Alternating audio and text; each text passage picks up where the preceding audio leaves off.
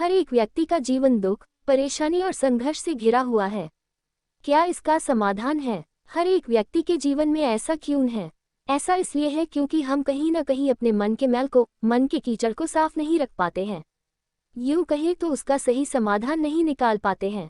खैर चलिए मैं आपको एक कहानी सुनाता हूँ, शायद आपको इस कहानी से इस सवाल का हल मिल जाए। गरीब किसान जिम्मेदारी से परेशान होकर किया परिवार का किया त्याग। महात्मा गौतम बुद्ध के समय की बात है। एक गांव में एक किसान अपनी पत्नी और 2 बच्चों के साथ रहता था। वह किसान बहुत ही ज्यादा परेशान रहता था। अपने 2 बच्चों और पत्नी की जरूरतों को पूरा नहीं कर पाता था। शायद यही उसकी परेशानी की सबसे बड़ी वजह थी। समय बीतता गया, उसकी परेशानियां परिवार की जरूरतों के साथ बढ़ती ही जा रही थी। वह दिमाग से और मन से बहुत अशांत रहने लगा था। कहीं न कहीं वह बहुत ज्यादा दुखी हो गया था अपने परिवार की जरूरतों को नहीं पूरा कर पाने की वजह से। एक दिन उसने यह फैसला लिया कि वह अपने घर को, अपने परिवार को, अपने बच्चों को छोड़कर कहीं दूर चला जाएगा। अंततः वह मनहूस दिन और काली रात आ गई जिस दिन वह अपने परिवार को, अपने बच्चों को, अपनी पत्नी को छोड़कर घर से कहीं दूर चला गया। वह किसान चलता ही गया, चलता ही गया। रात से सुबह हो गई, सुबह से फिर दोपहर, दोपहर से शाम, शाम से फिर रात, फिर सुबह हो गई। उस किसान की मन की पीड़ा इतनी ज्यादा थी कि उसके पैरों के छाले और पैरों से बह रहे खून के आगे फीके पड़ गए थे। ना भूख की चिंता, ना प्यास की चाह, बस चलता ही गया, चलता ही गया। आखिरकार जंगल में चलते चलते उसका शरीर इतना ज्यादा थक गया कि वह एक नदी के किनारे जाकर वह गिर पड़ा।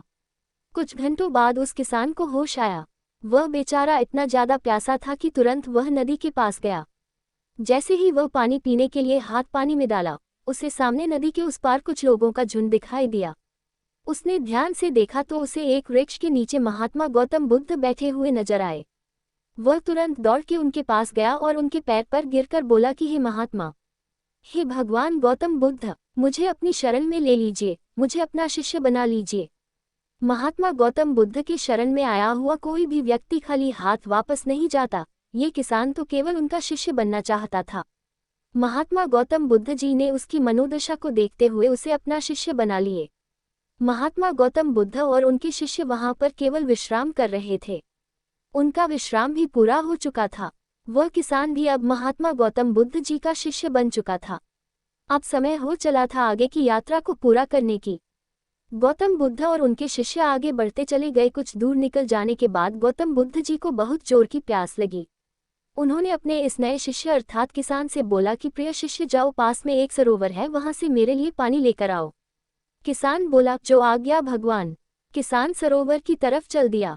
सरोवर के पास जैसे ही किसान पहुंचा, उसने देखा कि उस सरोवर में बहुत सारे जानवर उछल कूद कर रहे हैं। वे सारे जीव जंतु किसान को देखते ही तुरंत वहां से भाग गए।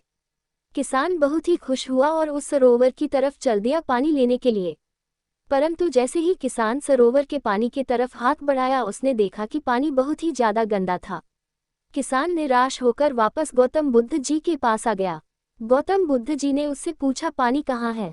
किसान ने दुखी भरे शब्दों के साथ कहा, हे भगवान, मैं जैसे ही उस सरोवर के पास पहुंचा तो मैंने देखा कि उस सरोवर में काफी सारे जीव जंतु उछल कूद कर रहे थे और उनके उछल कूद करने की वजह से उस सरोवर के जमीन के तल में बैठी हुई सारी गंदगी, सड़े हुए पत्ते उस पानी में घुल मिलकर एक कीचड़ का रूप ले लिए थे। यही कारण है कि मैं वह पानी लेकर नहीं आया, क्योंकि वह पानी नहीं कीचड़ हो चुका था। महात्मा गौतम बुद्ध जी उस किसान की बातों को समझ गए और मुस्कुराते हुए उन्होंने कहा कि मैंने तुमसे सरोवर का पानी मांगा था। मैंने यह नहीं कहा था कि पानी अगर गंदा हो तो पानी लेकर मत आना। उन्होंने अपने दूसरे शिष्य से अनुग्रह किया कि जाओ और सरोवर से पानी लेकर आओ। उनका दूसरा शिष्य निकल पड़ा पानी को लाने के लिए और कुछ देर पश्चात वह पानी लेकर वापस आ गया। आश्चर्य की बात तो यह थी कि दूसरे शिष्य द्वारा लाया हुआ पानी बिल्कुल साफ था और उससे भी बड़ी असमंजस की बात यह थी कि सारे के सारे शिष्य बड़े ही आश्चर्यचकित हो गए कि यह करिश्मा कैसे हो सकता है, क्योंकि पहले शिष्य ने तो ये बताया था कि पानी कीचड़ हो गया था। महात्मा गौतम बुद्ध जी ने सारे शिष्यों को ये बताया कि जब सारे जीव जंतु उस पानी में उछल कूद कर रहे थे, तब उस दौरान उस सरोवर के पानी के तल में बैठी हुई सारी गंदगी, सड़े गले हुए पत्ते सब घुल मिलकर कीचड़ रूपी पानी का रूप ले लिए थे। परंतु जितने समय में प्रथम शिष्य किसान वापस आया और दूसरा शिष्य वापस गया, उतने समय में उन जीव जंतुओं के भाग जाने के पश्चात उस सरोवर का पानी धीरे धीरे शांत हो गया था। और जैसे जैसे सरोवर का पानी शांत होता गया, उस सरोवर के कीचड़ रूपी पानी में खुली हुई सारी सड़ी गली पत्तियां और मिट्टी धीरे धीरे शांत होकर उस सरोवर के तल में जाकर बैठ गए, जिससे उस सरोवर का पानी शांत होकर साफ हो गया तथा सारे गले हुए सड़े हुए पत्तियां भी शांत होकर आराम से उस सरोवर के तल में जाकर बैठ गए थे। प्रिय शिष्यों, अगर उस सरोवर में किसी भी तरीके का कोई हलचल नहीं होता तो उस सरोवर की हर एक चीज जिसको जहां पर होनी चाहिए थी वह वहीं पर ही रहती। उन जीव जंतुओं के हलचल की वजह से सरोवर के तल में बैठी हुई सड़ी गली पत्तियां मिट्टी उस शांत पानी में मिलकर एक कीचड़ का रूप ले लिए थे। ठीक इसी प्रकार से हर एक व्यक्ति के जीवन में तरह तरह की समस्याएं, परेशानियां और कठिनाइयां आती है, जिसकी वजह से हमारे मन में हलचल सी मच जाती है, हमारा दिमाग और मन अशांत हो जाता है। तत्पश्चात हम कोई गलत निर्णय अर्थात फैसला ले लेते हैं। परंतु अगर हम थोड़ा समय देकर उन कठिनाइयों, परेशानियों और समस्याओं के बारे में समझने की कोशिश करें तो मन की हलचल उस सरोवर की पानी की तरह शांत हो जाएगी, जिससे हम अपने जीवन में सही निर्णय का चुनाव करते हुए उसका समाधान निकाल लेंगे।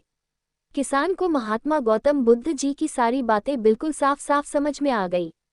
उसे ये भी समझ में आ गया कि उसके परिवार में आई हुई सारी परेशानियां, दिक्कतें और जिम्मेदारियां भी इसी सरोवर की सड़ी गली हुई पत्तियों और मिट्टी रूपी कीचड़ की तरह ही हैं।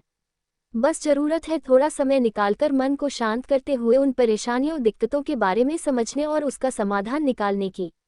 दोस्तों, समय के साथ साथ हर एक इंसान की ज़रूरतें बढ़ती ही जाती है। हो सकता है किसी की ज़रूरत कम हो सकता है किसी की ज़रूरत ज़्यादा हो, लेकिन हमें उन ज़रूरतों को पूरा करने के लिए मेहनत तो करना ही पड़ता है। हाँ, यह ज़रूर है कि मेहनत करते वक्त हमें बहुत सारे कठिनाइयों और समस्याओं का सामना करना पड़ता है। इसी वजह से बहुत बार हमारा मन अशांत हो जाता है, निराश हो जाता है, दिल दिमाग में एक अजीब सी हलचल होने लगती है, जिसकी वजह से हम गलत फैसला ले लेते हैं। परंतु दोस्तों, हमें घबराने की ज़रूरत नहीं है, हमें अपने दिमाग को शांत करने की ज़रूरत है। थोड़ा समय देकर इसके बारे में सोचने की ज़रूरत है। इसका समाधान कुछ न कुछ जरूर निकल आएगा।